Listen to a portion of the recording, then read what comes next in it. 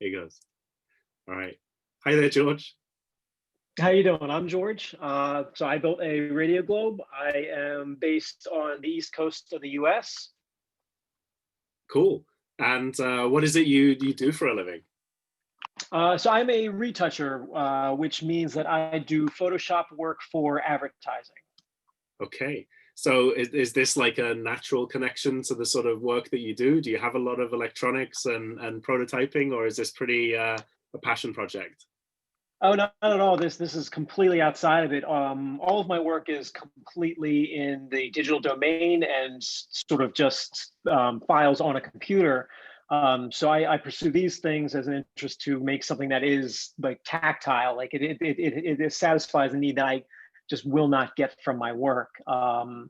So and that's one of the things that really drew me to this is that I can sit on the internet and like look through a bunch of internet stations and listen to all kinds of stations, but to have like a physical tactile thing sitting there, and it's such a cool design.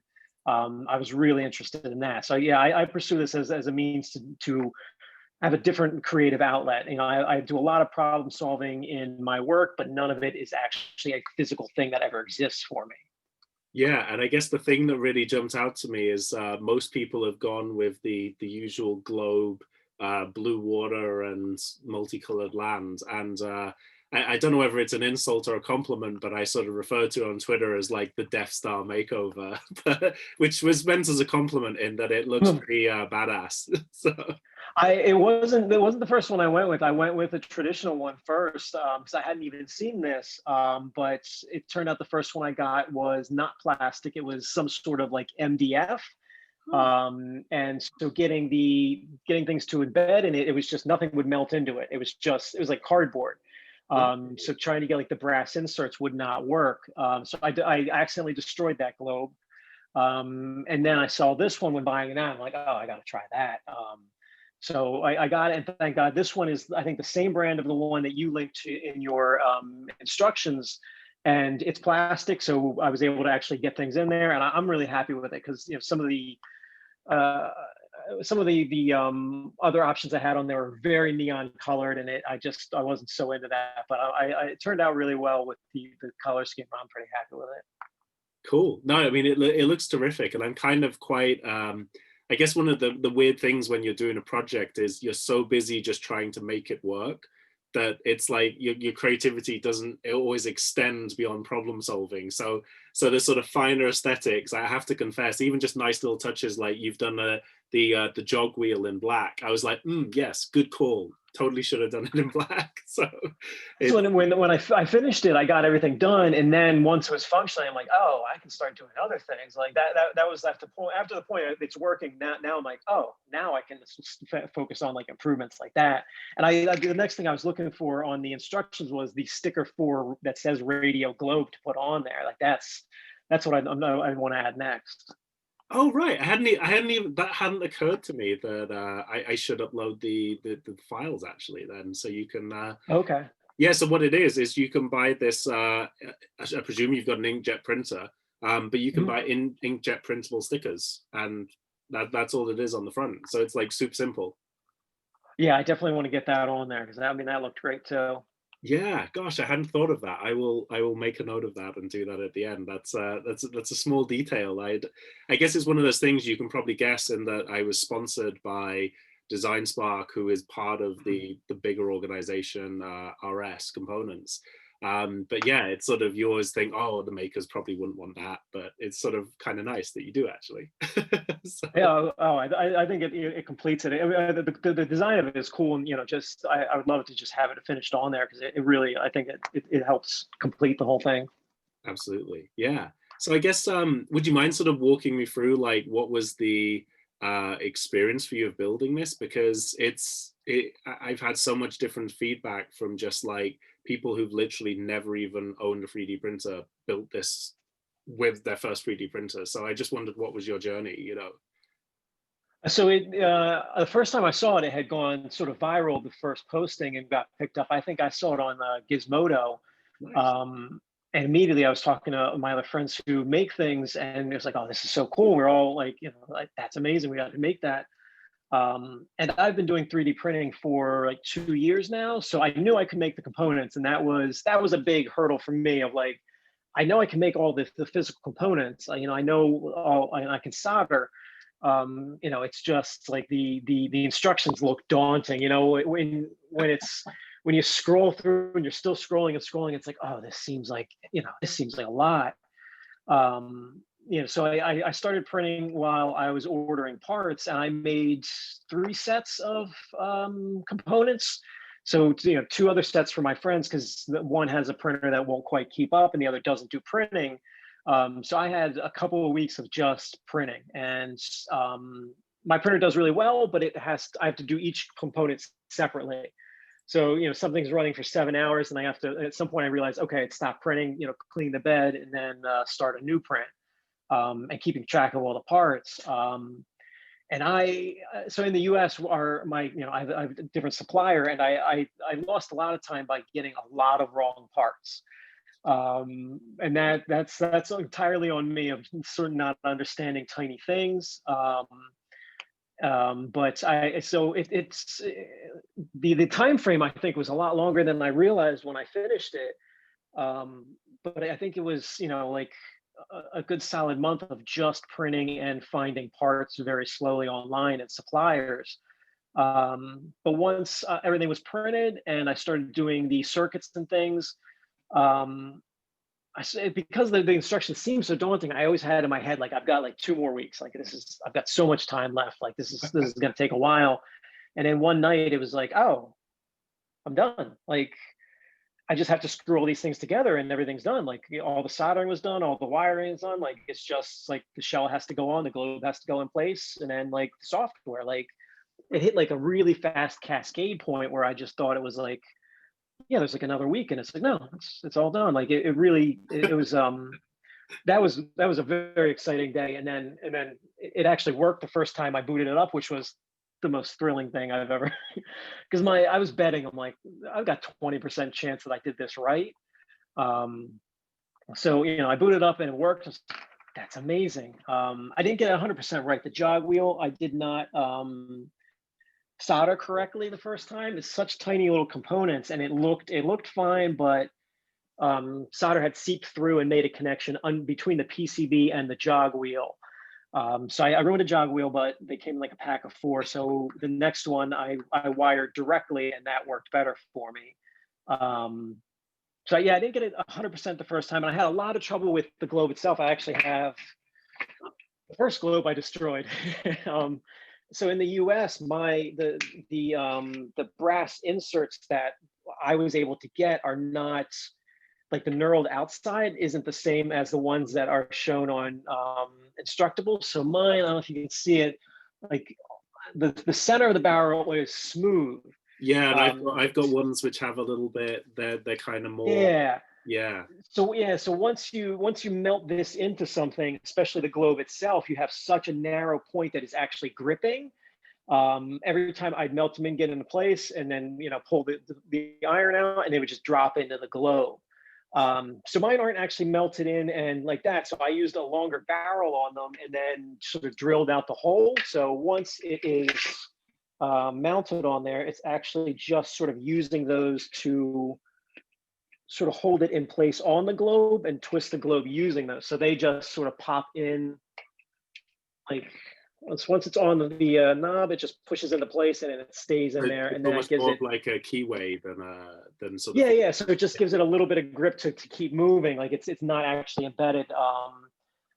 So that was a hurdle that I spent a lot of time on trying to figure out, and eventually I figured out it's never going to stick, because there's not enough tooth on there to do it. And those are some frustrating points, but I like the problem solving end of it, and that there's certain things that I had to contribute to my own build that would be unique. But so once I finished the whole thing and it worked, I had to replace the knob, and I had it for sitting out for a few days, and it's I've been using it, so I keep a radio on my kitchen table and listen to the radio every time I'm eating. And the same US news these days, it's repetitive, and it's the same station. So using this, I'm like, this is the greatest thing because I can just pick a random place. So even if I don't understand what's happening or any of it, like it's so interesting to listen to and like flip through stations. And I've been using it so much. I'm like, I cheaped out the first time I printed it on like a really cheap PLA. Yeah. So I reprinted the whole exterior with a much nicer PLA. And I'm slowly like reworking and fixing every single bit. Like that doesn't line up perfectly. Reprint that and go over and over. Like the first one I did was a really traditional PLA that's really it's shiny. So I used a matte PLA. It's called Spider Maker, and it's matte finished. It has like really sedate colors. But the great thing is the like the print cleanup is incredible. Like when all the supports, you can just rip them off. Like there's no, you don't have to like sit there and sand or anything. They dislodge cleanly every single time. It's incredible stuff. Wow. So yeah, I mean I finished it. It worked, and then immediately I'm like, all right, I got to refine this thing as best as I can.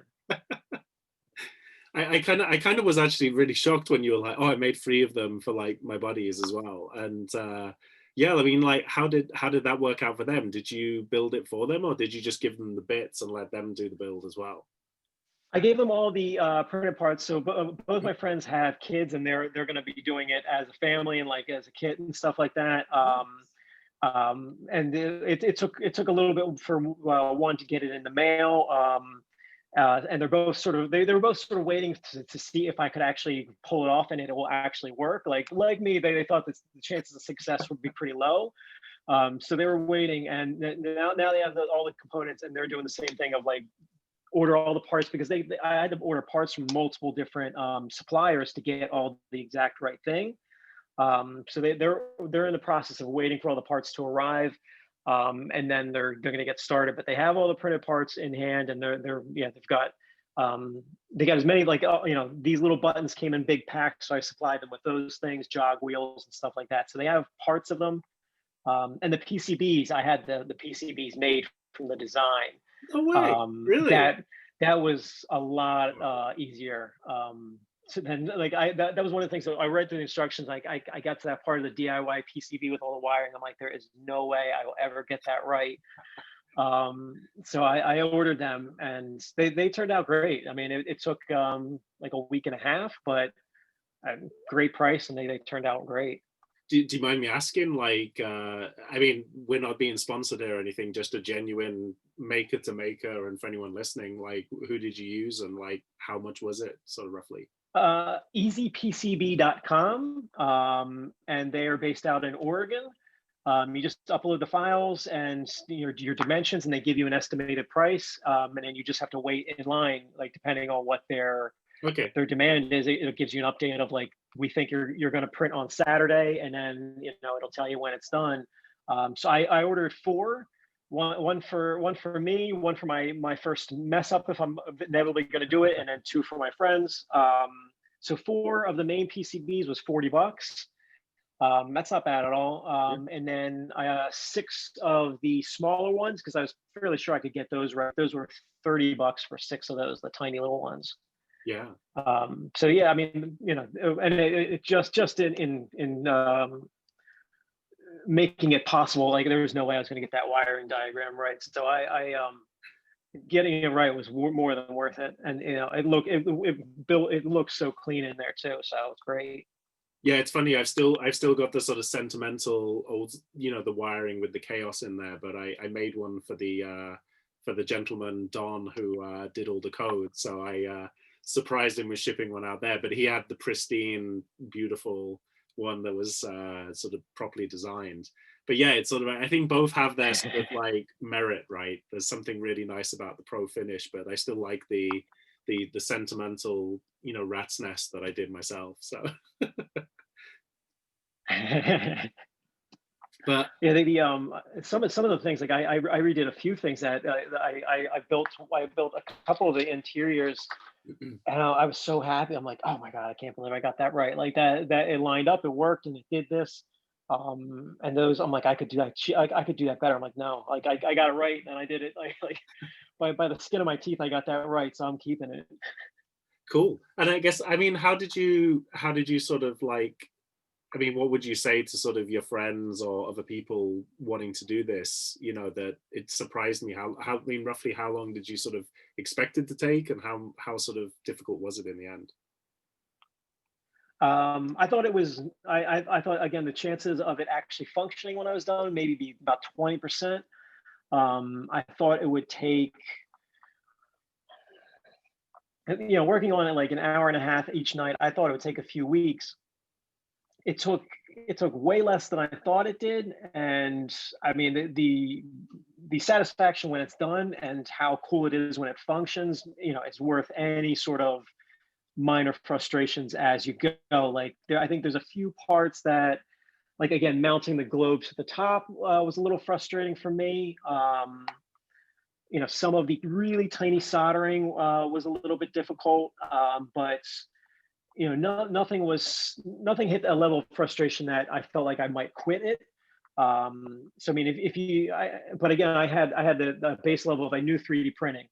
I can imagine learning 3D printing as a base level might be extra frustrating. But if anyone is interested in the thing, I mean, it is more than doable. It's I've done kits before. I've never had to source my own parts, and I've never had to sort of I've only ever done things that are really like more regimented of like open this bag, connect it to that bag, like really like everything is laid out in front of you. So I think it's much more approachable than it seems. Like scrolling through the instructions on Instructables, it seems daunting because it's so thorough, but it hits a point where it's like, oh, okay, I see exactly, once you get into it, you can see exactly how complicated things are. And some of the instructions are, again, at one page, it seems like a lot. It's less than it really, it seems from that. So I think it's a much more approachable project than it seems. And the payoff is great. I mean, I've not had a day where I've not spent a lot of time just messing with it. Like, it's incredibly entertaining. So what's been some of the pleasant surprises? What's been like the biggest highlight for you and the stations? I, I found I found a couple ones. I found one station that was really interestingly bilingual in that Oh, the DJ was speaking English, and then every caller who he would talk to was speaking another language, just continuously. Like presumably everyone listening was also completely bilingual too. Like wow. it was very interesting. Like I haven't I flipped through things very quickly. Like at some points, like I find things and like that's really interesting and move on. And because I flipped through so many, I can't remember where some ones are. But that one was really interesting. And then a slow news channel in China in English. So slow news is when you want to learn another language, they read very slowly and they overemphasize every single word. So it's in English and in China for people wanting to learn English. That was a really interesting channel. Um, yeah, I mean, it's just they're all fascinating.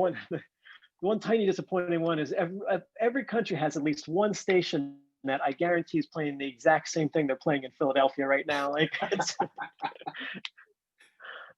Yeah, no, it's it's like weird the amount of pop from America and especially the UK that you're just like it doesn't bring it home to you till you go to places and you're like, is this broken? Is the code yeah, wrong?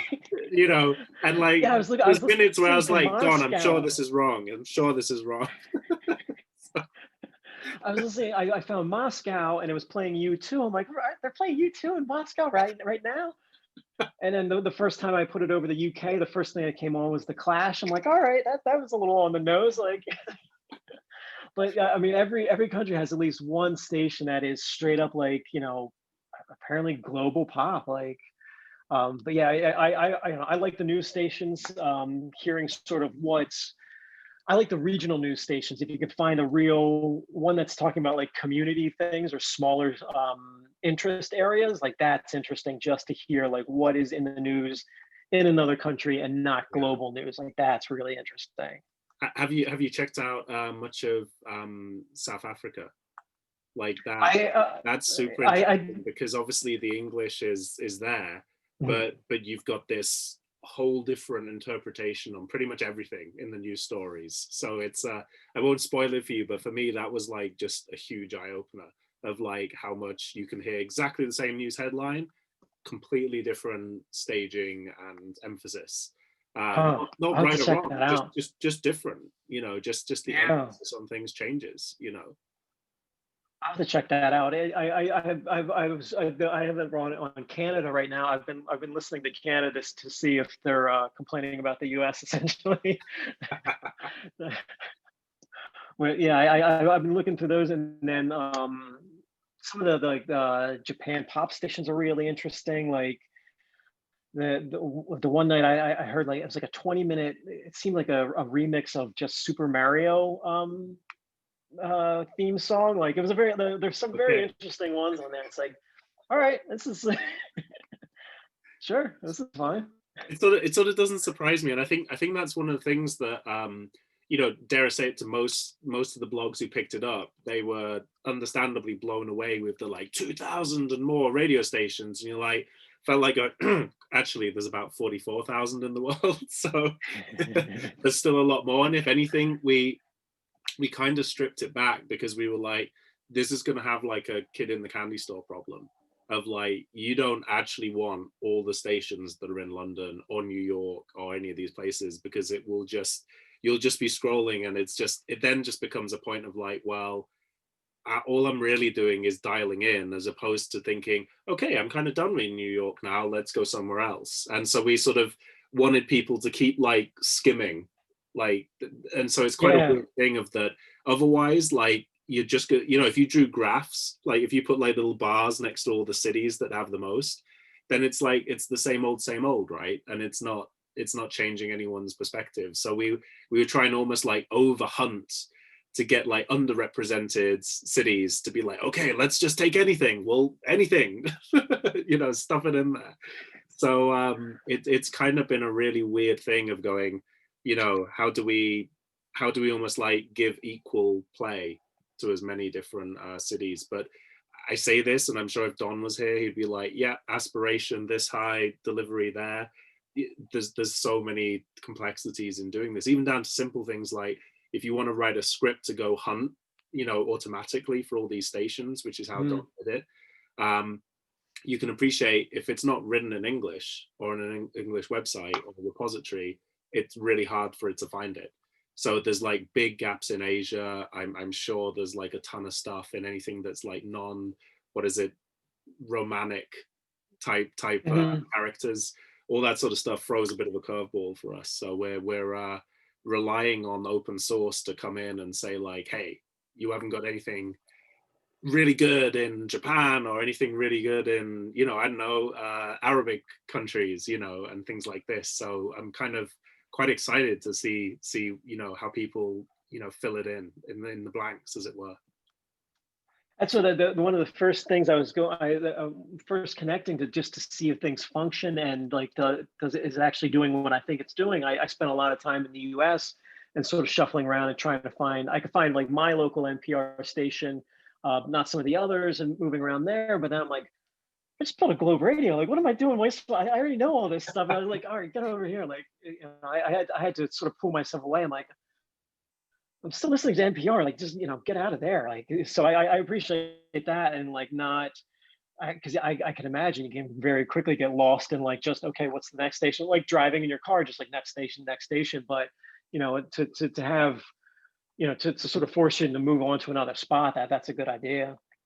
Yeah, I mean, if anything, the only thing that I would almost like love it to do, but I think it would end up sort of slightly undermining the original proposition, is like have a button which is like surprise me, and it would like mechanically rotate and go there. I thought that would be pretty Oh, sweet, that would be amazing.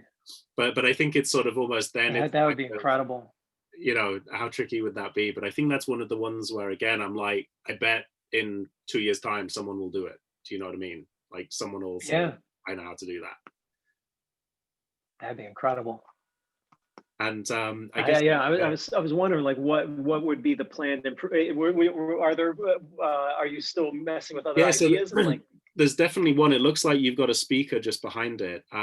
We were pretty hmm, dogged about trying to chase down why the Bluetooth just wouldn't work, and not in any way throwing Raspberry Pi developers under the bus at all. I mean, it was like really early launch of the Raspberry Pi 4B. So of course there's little patches and things, but they've definitely fixed, I've been told, the Bluetooth connectivity for Pulse Audio. So apparently, if you install the new operating system, it like clicks into place. It's much better now. So like dare I say, we breathed a slight relief that we weren't crazy, and it's just we're too stupid to figure it out. It's like no, it was an acknowledged update, and so they've fixed it now. So that's like really cool. But on a more creative level, you're probably familiar with Shazam, right? Where you can, hold your phone up and it'll, if it mhm. hears music, it'll say what the track is. We're wanting to integrate that. So there's like a Shazam button. So you can just quickly hit it and be like, hey, this is great. Ping it to my playlist on Spotify or whatever it is. So Oh. that's one of those things that sounds super easy when you say it, casually, but is requiring quite a bit of tinkering in the background. Yeah. Some much cleverer people than me. Pete Milne, who's one of the early guys of Raspberry Pi, is taking a look at that in his Christmas break, I believe. But it definitely sounds way easier than it actually is. Sam, oh, sorry, we froze up for a second there. Oh, sorry. There we go. Now we're back.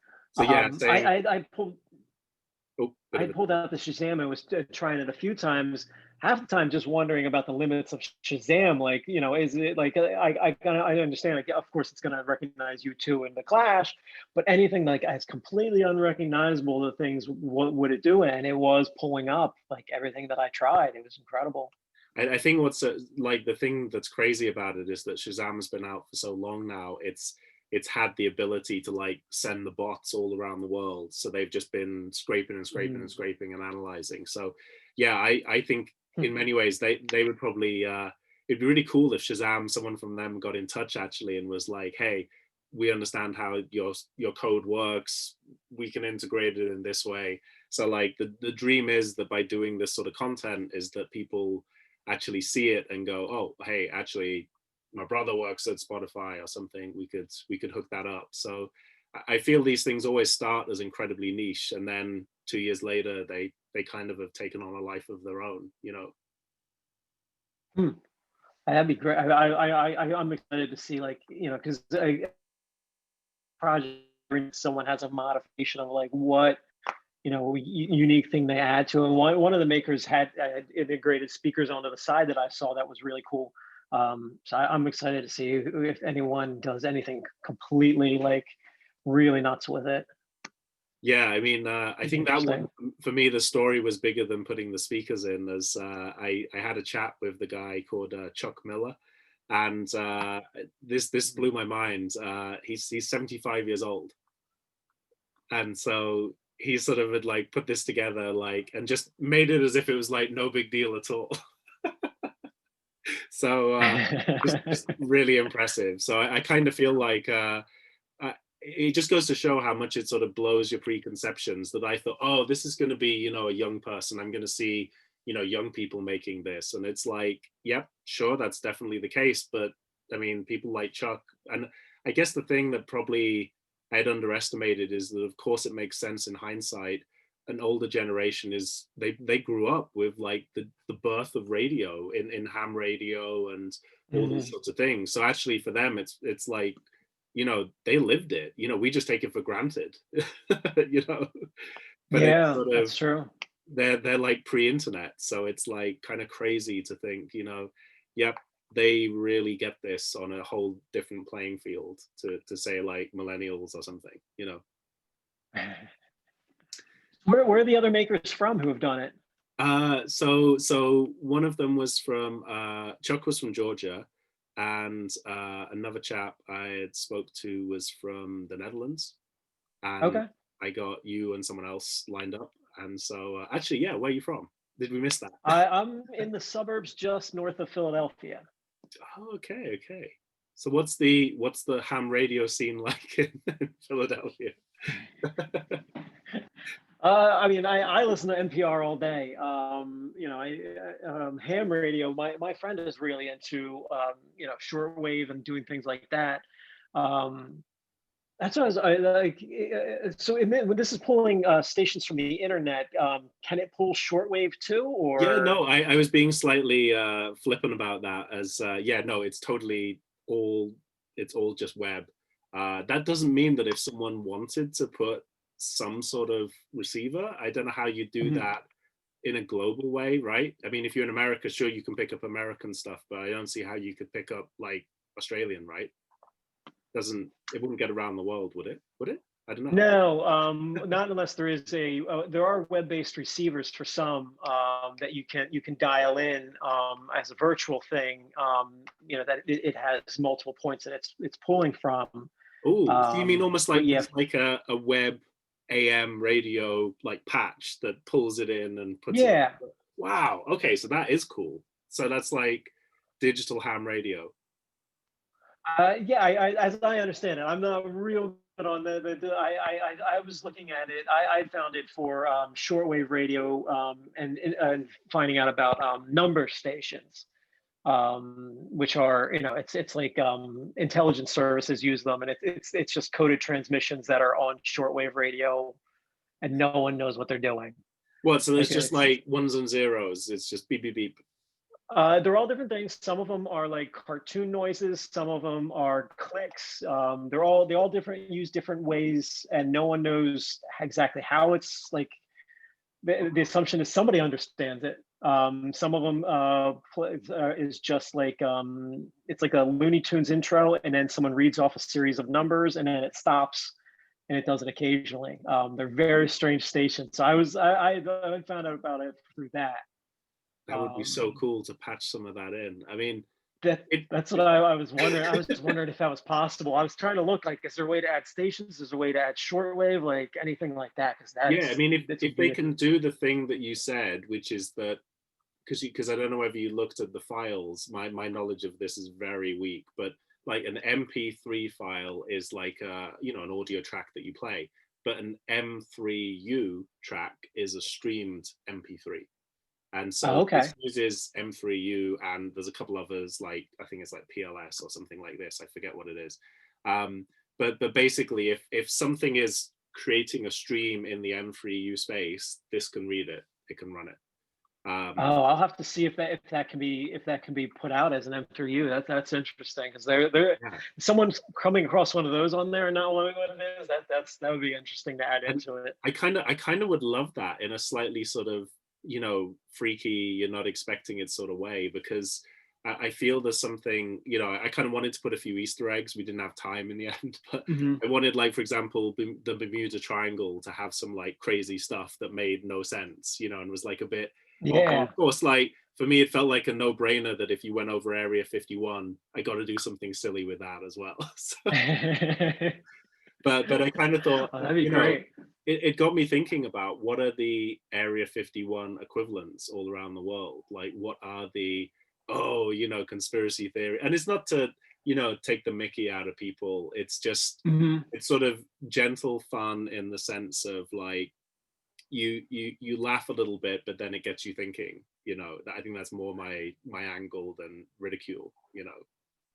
Oh yeah, it'd be incredible to shuffling through stations and going to find something so like, what is that? Like like just a quick mystery, like an unexplained thing of like, what is that? That'd be pretty amazing to add in there. That'd be great. And I think one of the other things I had sort of wondered about, and again, this is sort of down to whether someone would do it, but I kind of thought it'd be nice to go for a menu and be like, okay, we can like stack the database differently. So you could have all news, all music, all talk radio, and you just like lock into only those brackets. But then I thought it'd be kind of nice to do like a weird thing, like sort of with history. And there's a Mhm. radio station called Radio with 5 O's after it, and that plays sort of old tunes from whichever era you select, all around the world. Huh. So I thought it'd be nice to do that, but maybe different. I don't know whether archivists would ever like contribute to this, but I thought God, wouldn't it be cool? You know how on like Wikipedia it's got like on this day in 1979 this happened. I kind of thought it'd be like amazing to have Mm. the news of like somewhere in the world, but you're like, yep, I'm actually going to get the BBC archive or the CBS or whatever it is, and like just literally go back in time. I don't know whether there's a project that eventually will put those things live, but you know, these things always sound crazy That'd be until, amazing. you know, someone like Google just says, yeah, we're just going to scan everything in that library and just do it. You know, so it's sort of it needs Yeah. heavyweight like that to do it. Not, I'm not, probably not going to do it in my evenings. Do you know what I mean? But it's like, I think those things get quite interesting. Just of like, how would you dip into like huge archives around the world? That would be pretty crazy. Oh, that'd be incredible. Do you have Voice of America? Do you know No, what that is? no, Oh, okay. That was one thing I was interested to see if I could find. Like, does that broadcast as a radio thing or what? People in the U.S. don't know what it is because it's so I it's don't a know it's what it a is. government No. owned. So it's been essentially the U.S. government's version of like the BBC. Like it's a government owned news station, and it broadcasts to other countries. But it's illegal for us. It was illegal for us to see it in the U.S.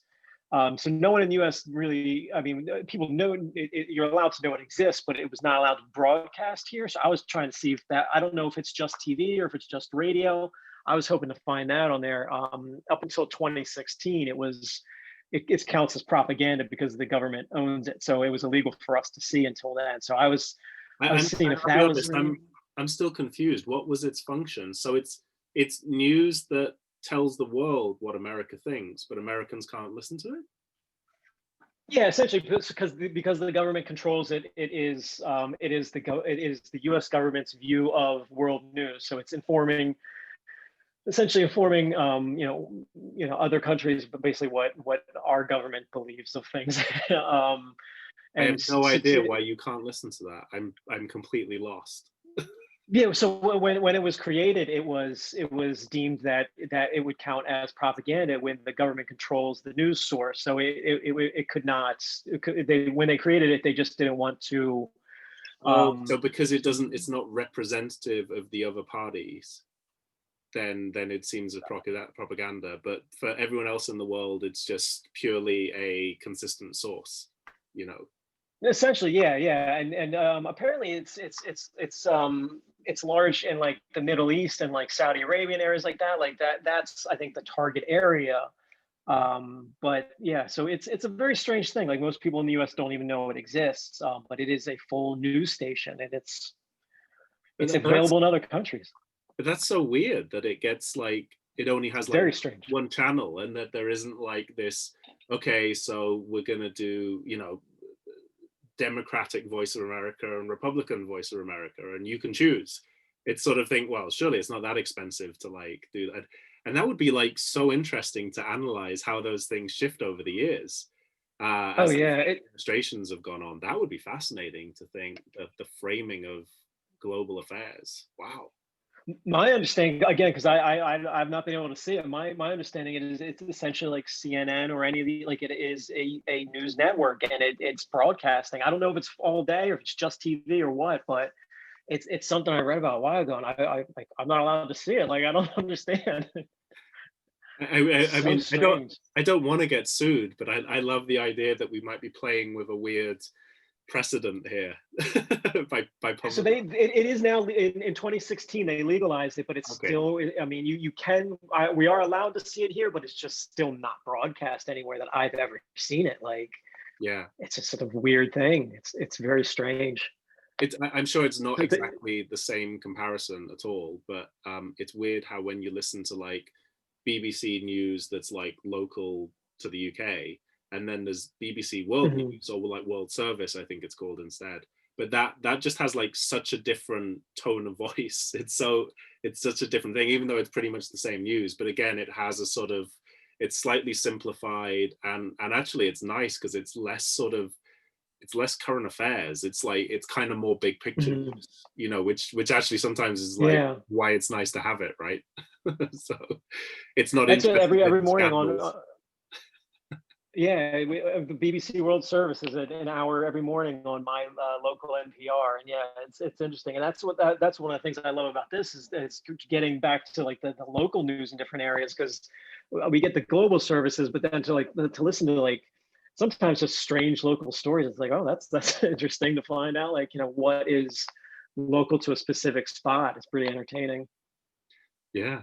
So I guess yeah, any other recommendations for anyone who's hunting around for different stations, or things that you'd love to see on the next version? That's a good question. I don't know. Specific stations. I've been trying real hard not to um, and not to stick to one, because a couple times I turn it on and I stuck to one for like a meal, and then, like, next time I sat down, I turned it on, left it on. I'm like, I gotta keep moving around. Like I've only had it functioning for like 2 weeks now, so I'm trying to force myself to keep moving through things and not really get interested in one thing so much. I like the that I found that Boosh FM that you referenced as Oh, well in New Zealand. They did have a couple of good ones on there, like and there was a couple in Japan that were pretty entertaining. That was just so completely different from anything I would hear on the radio here. That was fascinating. Yeah, and no specific ones that I've really gravitated towards. I mean, they're all really interesting. Things for the next one, I don't know. I mean, things I would love to do are far beyond any of our control. Like, I was disappointed to find that I could only find the screen in blue. Like, I was searching everywhere. I'm like, is there any other way to, like, oh, they did make similar ones that you could shift. It was like an RGB LED that you can only switch between red, green, and blue. But yeah, yeah. that's far beyond anyone's control of manufacturers. Like dream things would be like, just a more options and screen things like that. It's a bit As far as niche, but you upgrades, can get the same screen in like red and yellow, I think, but it's very niche. It's like very, okay, yeah, and it's like nearly always out of stock. So clearly it was either like faulty or it was like no one bought it. But yeah, yeah, I hear you on that. Also, my pet hate is that I hate blue lights in the evening. Um, hmm, and so you can actually, if you look at, I don't know if you saw in the instructions, but you can take out one of the pins that's on the okay, back of the screen. There's like a jumper pin, and if you basically attach that to a little toggle switch, and so I put it at the chamfer at the back right hand corner, and that means I can toggle on the backlight of the screen. So it oh, reads that's like a great. sort of old school calculator. If you kill the LED, it's sort of contrasted but not lit. Oh, okay, I'll have to check that out. That's So interesting. that's definitely worth throwing in like two wires and a little switch. It definitely it feels quite sophisticated to do that. Well, to me anyway. One thing I think I have not. I think I just have to redo a Raspberry Pi, but shutting down. So you hold the wheel for like 6 seconds. You hit the middle button to confirm. Mine says, "Please wait 10 seconds," and that's it. Yeah. It never turns off on its own. Okay, It, that is that what it's supposed to do, or just yeah, no. So what it is basically it can't when it kills the program, it goes through this weird little mhm, routine of basically gently shutting down all the processes. Because if you just switch the mhm. power off, you can possibly corrupt the way the memory is written on the micro SD card.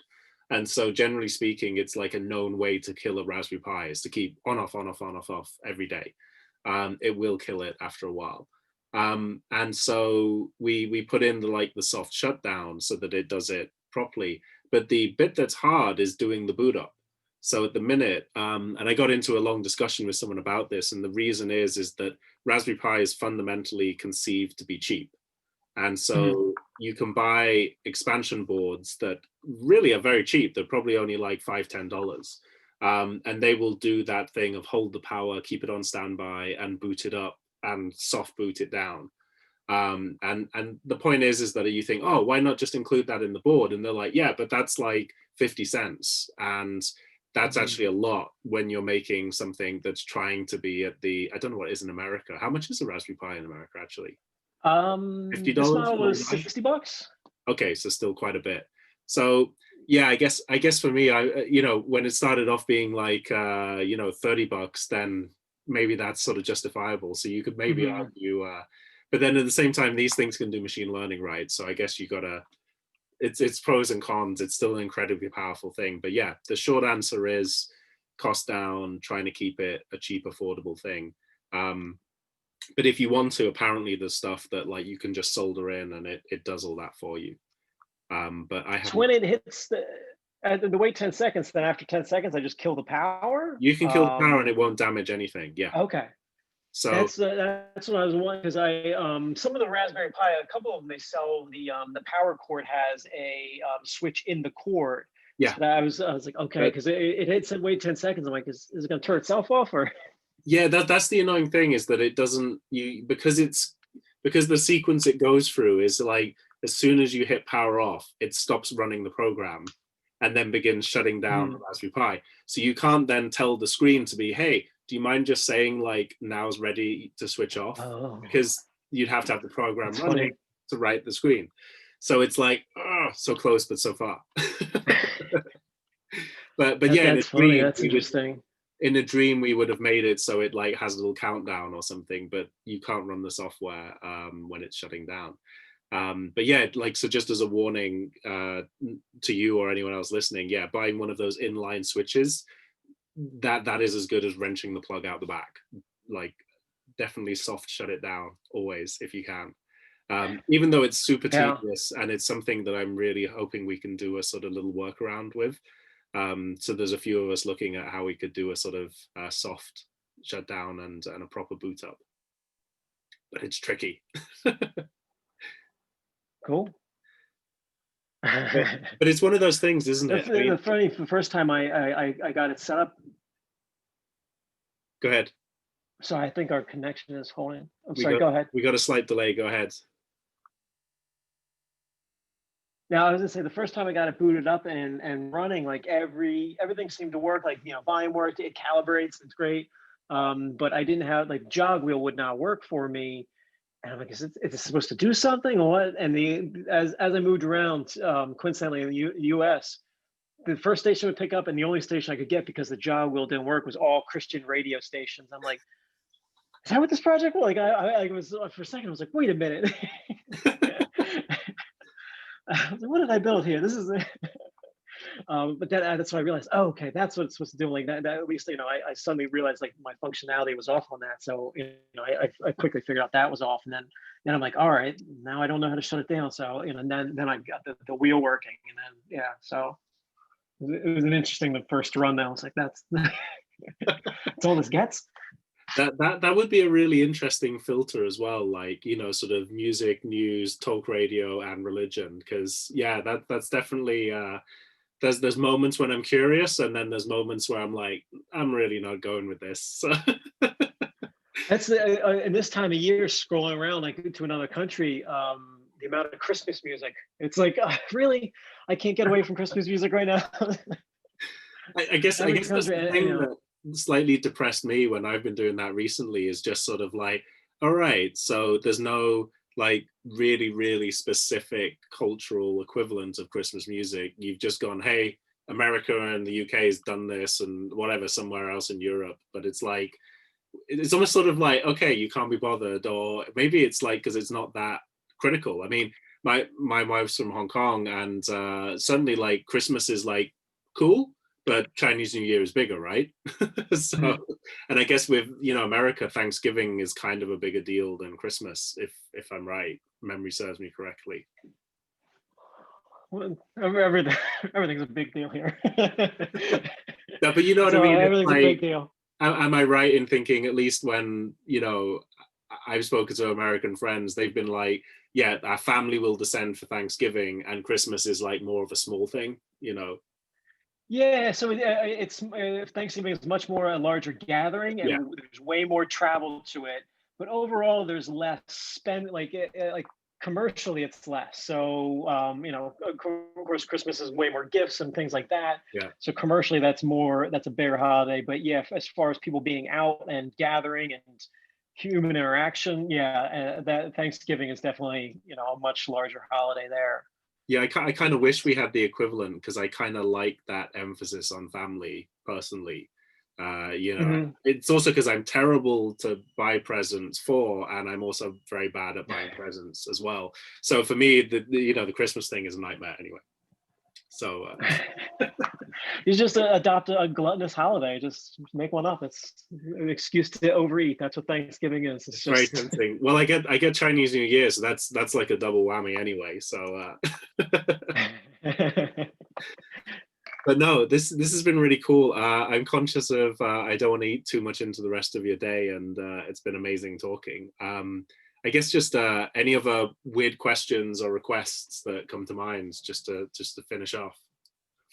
No, I will email you the link to the number station info, because I don't know that I'll ever be able to figure out how to get it on there, but if anyone else can find it, that'd be amazing to triple cross those in there. Um,